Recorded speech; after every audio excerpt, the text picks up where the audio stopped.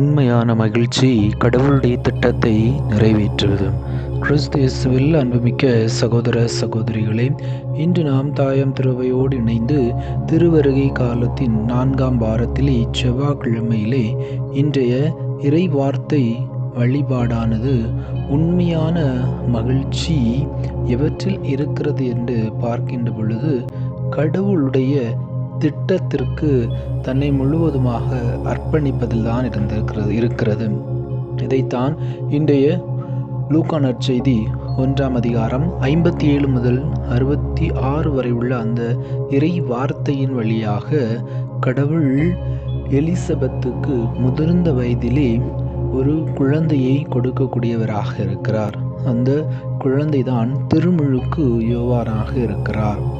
இந்த திருமுழுக்கு யோவானுடைய பிறப்பின் வழியாக அவருடைய பிறப்பு பலருக்கும் மகிழ்ச்சியை கொடுத்திருக்கிறது. யார் யாருக்கெல்லாம் அந்த மகிழ்ச்சி கிடைத்திருக்கிறது என்று பார்க்கிற பொழுது, முதலாவதாக திருமுழுக்கு யோவானின் தாய் எலிசபெத். நீண்ட காலம் அவமானம், துயரம் அவருடைய வாழ்விலிருந்து முடிவடைந்தது. கடவுளின் வாக்குறுதி நிறைவேறிய மகிழ்ச்சி. அதே போலவே தாய்மையின் நிறைவு, கடவுளுடைய இறை அனுபவம் இன்னும் அதிகமாக எலிசபெத்துக்கு மகிழ்ச்சியை கொடுத்தது. இரண்டாவதாக தந்தை சக்கரியாவுக்கு மகிழ்ச்சியை கொடுத்தது. எப்படி என்று பார்க்கின்ற பொழுது, கடவுள் தன்னை மறக்கவில்லை என்ற உறுதியான நம்பிக்கை. அதன் பின்னர் நாவு திறக்கப்பட்டு விசுவாச மகிழ்ச்சியை அவர் பெற்றுக்கொண்டார். தன்னுடைய மகன் மூலம் கடவுளின் திட்டத்தில் பங்கு பெறும் சந்தோஷத்தை அடைந்தார். மூன்றாவதாக உறவினர்கள் மகிழ்ச்சி பெற்றுக்கொண்டார்கள்.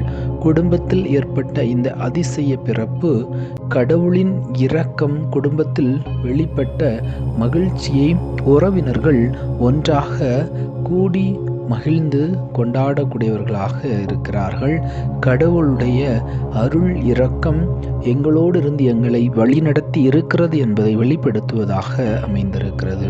அதே போலவே சமூகத்திற்கு மகிழ்ச்சி. மனிதரால் முடியாததை கடவுள் முடியும் என்று சொல்லி அங்கே நிகழ்த்தி காட்டிய ஒரு ஆச்சரியம்.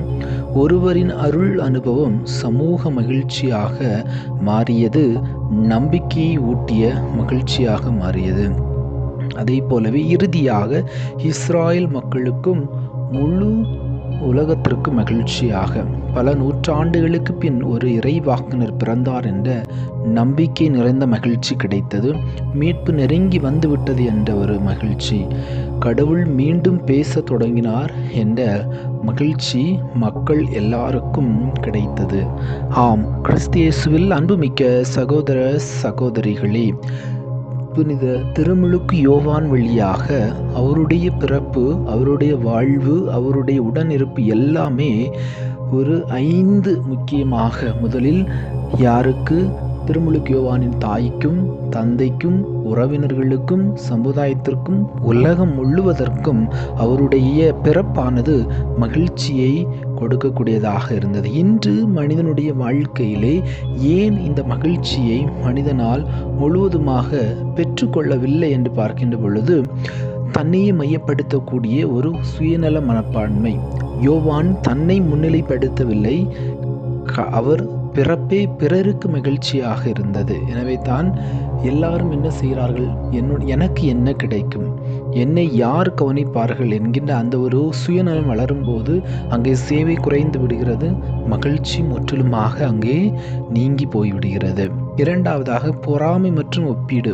யோவானின் பிறப்பில் அயலாரும் உறவினர்களும் மகிழ்ந்தார்கள், அங்கே பொறாமை கொள்ளவில்லை. இன்று மற்றவர்களின் வளர்ச்சி நமக்கு சுமையாகிறது, அவர்களின் மகிழ்ச்சி நமக்கு எரிச்சலாகிறது. பொறாமை உள்ள இடத்தில் மகிழ்ச்சி வருவதற்கு வாய்ப்பே இல்லை. மூன்றாவது தன்னம்பிக்கையின்மை குறைவு. சக்கரியா நம்பாத போது மௌனமாக இருந்தார். நம்பிக்கை வந்தபோது அவர் பேசத் தொடங்கினார். அது மட்டும் இல்லாமல் அவர் மகிழ்ச்சி அடையக்கூடியவராக இருந்தார். அப்போ விசுவாசம் இல்லாமல் இருக்கிற பொழுது நமக்கு முழுமையான மகிழ்ச்சி இருக்காது.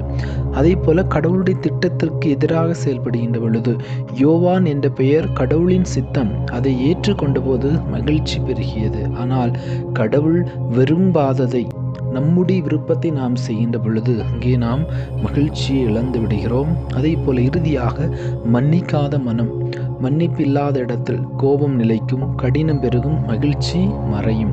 யோவான் பிறந்த வீட்டில் மன்னிப்பும் ஒற்றுமை இருந்ததால் மகிழ்ச்சி பொங்கியது. ஆம், கிறிஸ்து இயேசுவில் அன்புமிக்க சகோதர சகோதரிகளே, இன்று நம்முடைய பிறப்பு, நம்முடைய குடும்பத்திலே நம் ஒவ்வொருவருடைய வாழ்வும் பிறருக்கு மகிழ்ச்சியாக இருக்கிறதா என்று சிந்தித்து பார்க்க திருமுழுக்கு யோவானுடைய இந்த பிறப்பானது நமக்கு ஒரு விடுக்கக்கூடிய ஒரு மிக பெரும் அழைப்பாக இருக்கிறது.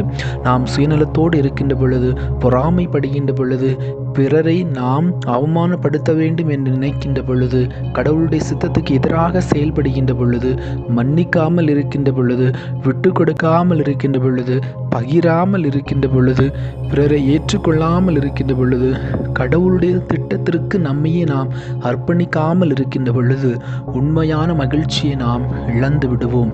எப்படி திருமுழுக்கு யோவானுடைய பிறப்பை மற்ற எல்லாருக்கும் மகிழ்ச்சியாக இருந்ததோ, அதை போலவே நாமும் கடவுளுடைய திட்டத்திற்கு நம்மையே முழுவதும் அர்ப்பணிக்கின்ற பொழுது உண்மையான மகிழ்ச்சியை நாம் அனைவரும் பெற்றுக்கொள்ள முடியும் என்பதை இந்த இறைவார்த்தை வழிபாடு நமக்கு கற்றுத்தருகிறது. எனவே இதற்கு தேவையான அருள் வேண்டி நாம் இறைவன் நோக்கி மன்றாடுவோம். எல்லாமல்ல இறைவன் தந்தை, மகன், தூய ஆவி உங்களை நிறைவாக ஆசீர்வதிப்பாராக. ஆமென்.